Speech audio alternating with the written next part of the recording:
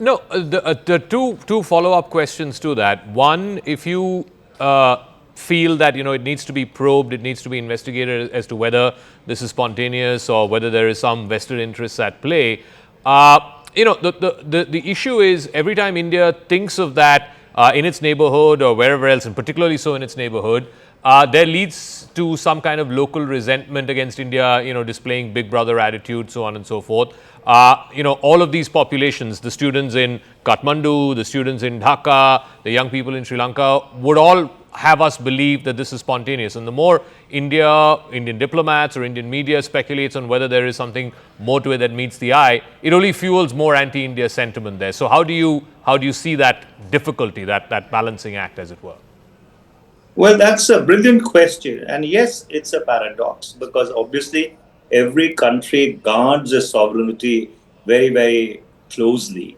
However, if you were to accept it on face value, then the obvious question would be Sri Lanka, Bangladesh, Nepal, who is going to be next?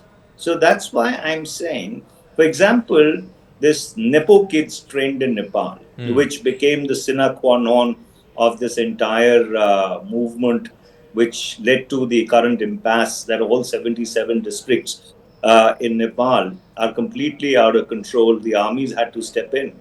Now, was this an organic, homegrown trend against some rich, brash kids actually posting some very obscene and ostentatious pictures which flash wealth when a bulk of the Nepalese young people have to go out of the country in order to find employment?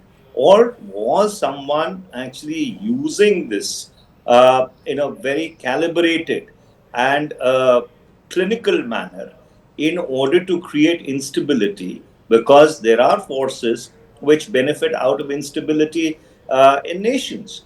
And for India to become absolutely placid and languid and quiet and say, well, this is a matter of state sovereignty, we will accept whatever is happening in our neighborhood. I'm afraid it doesn't work like that, because ultimately what happens in Sri Lanka, Nepal, or Bangladesh, or Bhutan, or for that matter, even Pakistan, has implications on India.